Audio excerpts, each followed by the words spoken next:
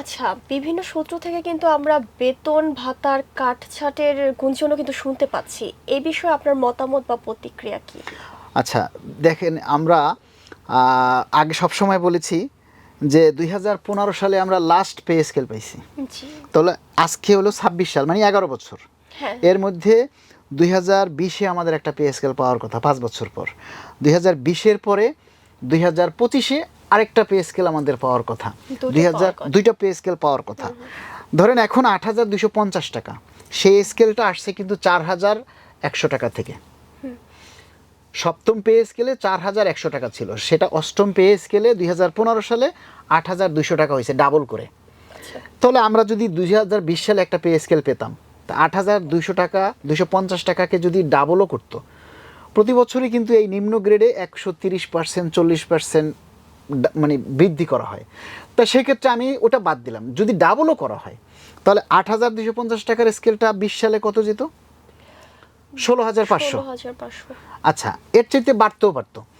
এরপরে ২৫ সালে যদি আমরা আরেকটা পে স্কেল পেতাম, তাহলে যদি ওই টাকাটাকে ডাবল করা হতো ১৬,৫০০কে, আরো বেড়েছে। তাহলে এই ২৫ সালে এসে কত হইতো? প্রায় ৩৩,০০০ টাকা হতো।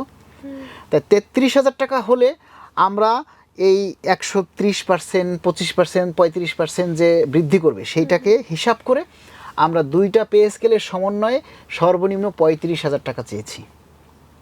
কিন্তু জাতীয় পে কমিশন সেই স্কেলটাকে যাচাই বাছাই করে, পে কমিশন কিন্তু চুলছেরা বিশ্লেষণ করছে।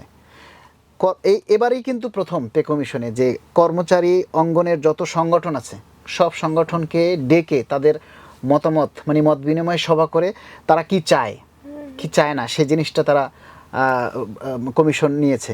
এরপরে অনলাইনে সাধারণ মানুষেরও মতামত, যেটা জরিপ, সেটা নিয়েছে।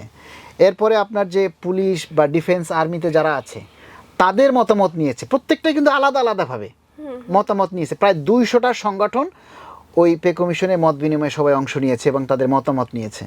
তারপরে সর্বশেষ যারা একেবারে টপ অফ দ্য সার্ভিস, সচিব পর্যায়ে যারা, তাদের নিয়েও পে কমিশন মত বিনিময় সভা করে তারপরে কিন্তু এই স্কেলটাকে তারা চূড়ান্ত করেছে। তাই আমরা বলবো যে এটাকে চুলছেরা বিশ্লেষণ করেই কিন্তু তারা ২০,০০০ টাকায় মত দিয়েছেন এবং সুপারিশ দিয়েছেন। মানে আমরা চেয়েছি ৩৫,০০০ টাকা, সেখান থেকে ১৫,০০০ টাকা কাট করে দিয়ে আপনি ২০,০০০ টাকায় নিয়ে আসছেন। আর আমরা সর্বোচ্চটা বলেছিলাম 1:4 অনুপাতে।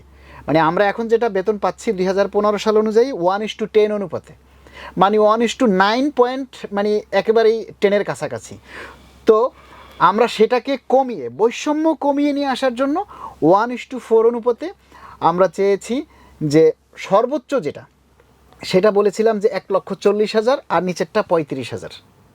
তো আমাদেরটা আপনি কমালেন, ২০,০০০-এ নিয়ে আসলেন।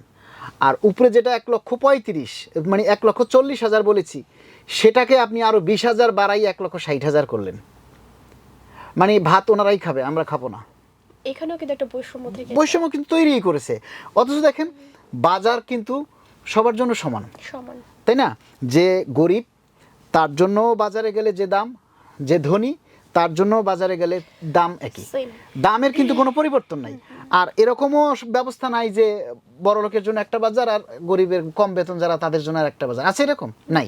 সকলের জন্য সমান, একই বেতন দিয়া বাজারে যায়, কিন্তু দ্রব্যমূল্যের দাম সবার জন্য সমান, কিন্তু বেতন সবার জন্য সমান না। তাহলে সেক্ষেত্রে ওনারা আমাদের সেই ৩৫কে কেটে ২০,০০০-এ নিয়ে আসছে।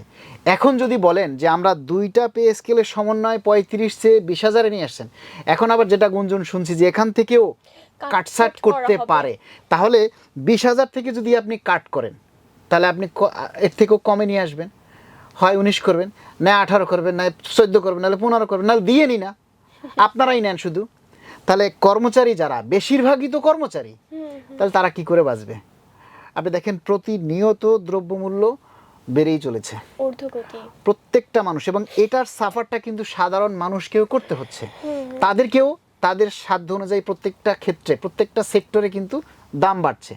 তাই আমরা সরকারের কাছে বিনীতভাবে অনুরোধ করব, অন্তত জাতীয় পে কমিশন যে সুপারিশটা করেছেন ২০,০০০, সেখান থেকে যেন কাটছাট করা না হয়, প্রয়োজন এখান থেকে বৃদ্ধি করেন।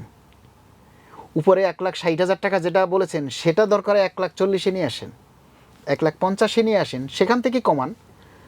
নিচ থেকে যদি আপনি ওটা থেকে যদি আরও কমান তাহলে থাকবে কি? তো আমরা এটা তো মানে বিচলিত হবই, কর্মচারীরা সেটা আসলে মেনে নেবে না, ভালোভাবে দেখবে না।